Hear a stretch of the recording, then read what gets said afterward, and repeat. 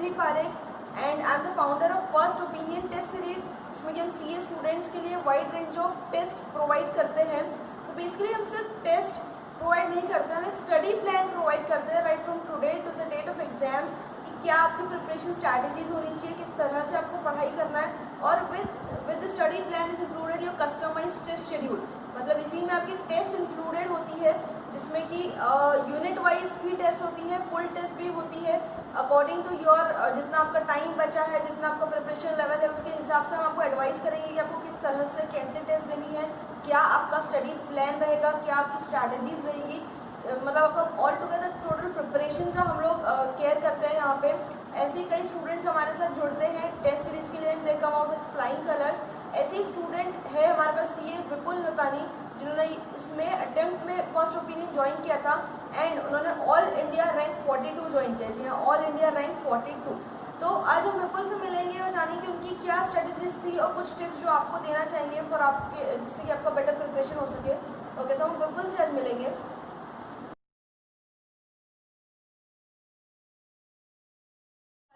Founder of first opinion test series for CA final students and आज हमारे साथ है यहाँ CA Vipul Natani. Vipul has scored AIR rank 42 in this May attempt, May 19 attempt, तो many congratulations Vipul उसके लिए। और विपुल से हम थोड़ा सा सीए फाइनल के स्टूडेंट्स जो विपुल कुछ उनकी हेल्प कर सकते हैं, उसके लिए हम आज यहाँ पर विपुल के साथ हैं।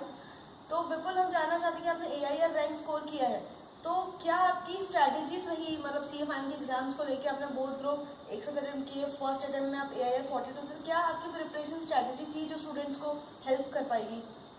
सो आई थिंक एक ओवरऑल प्लान अगर हम देखते हैं तो everyone almost all my seniors told me कि आपकी क्लासेस सब नवंबर तक खत्म हो जाना चाहिए। If you are not doing classes तो एटलीस्ट आपका फर्स्ट रीडिंग खत्म हो जाना चाहिए। ठीक है। Until November, so my attempt was in May, I had to finish it by November. ठीक है। And then the high level plan was कि दिसंबर से लेके फेब तक आपका फर्स्ट रीडिंग खत्म हो जाना चाहिए। एंड देन फेब के बाद देन यू हैव 2 months में 2 revisions you should plan along with 1 or 2 test series जितना पॉसिबल है। ठीक है। 3 revisions are at least, I mean the minimum number of revisions that you need to take, and उसके बाद you take the exam.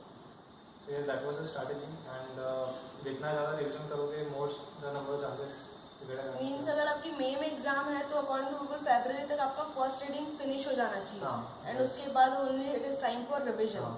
ठीक है। कितने hours आप पढ़ाई करते थे विपुल daily? So I clocked about 9 to 10 hours each day, effective 9-10 hours. Okay. Yes. Effective 10 hours minimum Yes. के हिसाब से होना चाहिए। ठीक है। नहीं, मेरे हिसाब से नहीं, I mean everyone has their own pace. Right. So I would say just see आपका पेस कितना है, आपके टारगेट्स मीट हो रहे हैं तो that's enough. Okay, means target based पढ़ाई होनी चाहिए। And just for your information, Vipul का IPCC में भी रैंक था एंड फाइनल में भी उन्होंने क्रैक किया है विद AIR 42। एंड विपुल ने first opinion test series join किया था, तो विपुल मैं जानना चाहूँगी टेस्ट का क्या कंट्रीब्यूशन रहा आपके फाइनल रिजल्ट्स में? So test has actually a very big contribution because समझ में आता है कि where do you stand, मतलब आप पढ़ तो लेते हो but then studying and writing it on paper is an entirely different thing.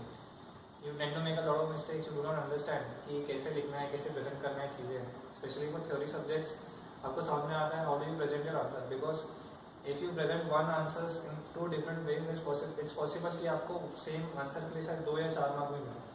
So that understanding is important that you get in this series, and also for practical subjects आपको समझ में आता है कि आप कहाँ मिस्टेक्स कर रहे हो, where are the flaws, where are the loopholes, so वो जरूरी है।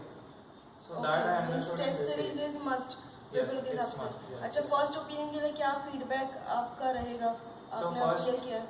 फर्स्ट ओपिनियन के लिए फीडबैक रहेगा कि मैम से मेरे को बहुत अच्छे इनपुट्स वगैरह मिले हैं। Papers online, even though online है, फेस टू फेस नहीं है, but on paper also I got a good feedback कि this are the areas you can improve upon, ये यहाँ ये कर सकते हैं, यहाँ पे ये एरर्स अवॉइड कर सकते हैं।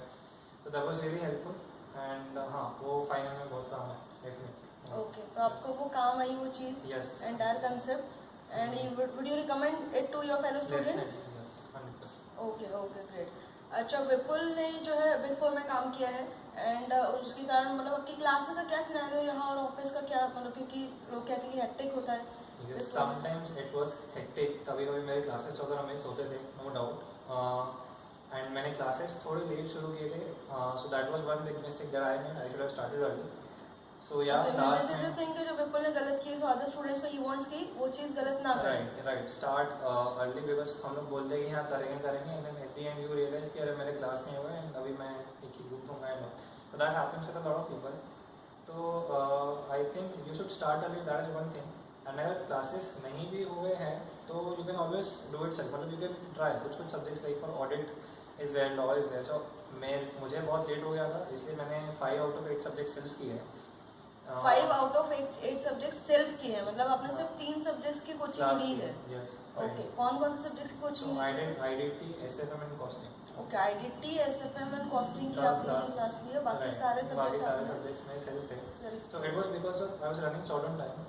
Class is always better because there are lot of things जो आपको नहीं मालूम रहती, जो टीचर को मालूम रहती है, and they are always telling you, they are always reading between the lines, so that is there, you can not tell that. तो वो है. बाकी अगर लेट हो गया है तो you can think of doing it self, and ऐसा नहीं कि नहीं हो सकता है, you can do it. I think it's possible. मतलब पीपल के अकॉर्डिंग क्लासेस इंपॉर्टेंट है, बट इफ एनी हाउ अगर आप नहीं कर पाए हो एंड तक, तो सेल्फ स्टडी से भी आप कर सकते हो. Yes, definitely. ओके. अच्छा पीपल, आप क्या टिप्स देना चाहोगे जो अपकमिंग जिनके नवंबर अटेम्प्ट्स है उन स्टूडेंट्स के लिए? अभी जो टाइम, अभी रिजल्ट इतना लेट आया है, अगस्त में आया है रिजल्ट, अभी टाइम बहुत कम बचा है, तो उनके लिए क्या आप टिप देना चाहोगे? सो आई थिंक मेरे को एक लाइन बहुत पसंद है जो मैंने सुना था, and someone told me this and this really motivates me a lot. So the cost of regret is far greater than the cost of discipline. The cost of the cost of regret is far greater than the cost of discipline. So हम लोग बहुत time waste कर देते हैं phone वगैरह में. Specially मेरे लिए तो phone was a very big distraction. I am a PUBG addict. So मेरे को बहुत डिस्ट्रैक्शन था. Otherwise also I keep checking out. So one big advice definitely is you keep your phone 2 rooms away and keep 2 rooms away. 2 rooms away. Okay, keep it 2 rooms away always. So नहीं तो बार बार you tend to pick it up and से कहीं कुछ doubt आया तो friend से पूछना है, फिर कुछ दिखता है notification, that is a big distraction. So keep it away, that is definitely there, and it's difficult, I understand it's difficult to get rid of that distraction. Besides technically अगर कुछ टिप्स अगर बात करने हैं तो then you know let's go practical and theory subject wise. तो theory subject में there one thing कि बहुत कन्फ्यूजन होता था बहुत सारी चीज़ों में. से law for example, if I go to IBC, there are different things like यहाँ पे 51% अप्रोच चाहिए, यहाँ पे 2/3 चाहिए, यहाँ पे अगर 5 साल फाइनेंशियल फाइल नहीं किया तो ये वाइंड अप होगा, यहाँ 2 साल फाइल नहीं किया तो डॉर्मेंट होगा. इतने सारे थ्रेशोल्ड्स है पूरे लॉ चैप्टर में. एंड ऑल्सो फॉर ऑडिट अगर आप देखेंगे like SEBI LODR is again इतने सारे composition, geometry etcetera etcetera, there so many thresholds.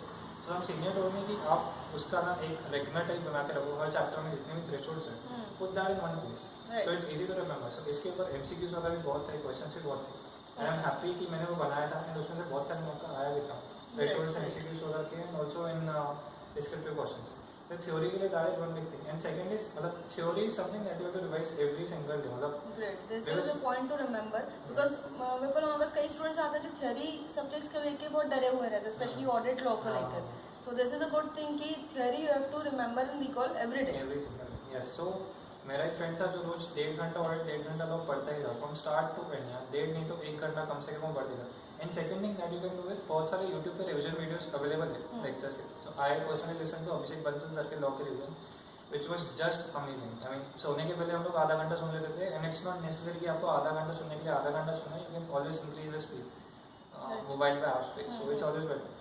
So that was amazing. Also IIT के लिए भी मैंने रिवीजन वीडियो सुने थे, एंड मतलब खाली टाइम में व्हेन यू आर ईटिंग और maybe when you going to sleep, when you are travelling, अगर मैं लाइब्रेरी जा रहा हूँ तो ईयरफोन्स लगा दिए. फिर मेरे फ्रेंड्स एग्जाम डे पे भी अगर वो आधा घंटा को लग रहा था एग्जाम सेंटर में आने, तो आधे घंटे में उन्होंने रिवीजन वीडियोस प्ले किए थे, एंड दे टोल्ड मी कि जो रिवीजन में सुना पेपर में आया और वो लिखा भी. Great. Yes. So that is there. So use those resources that are there.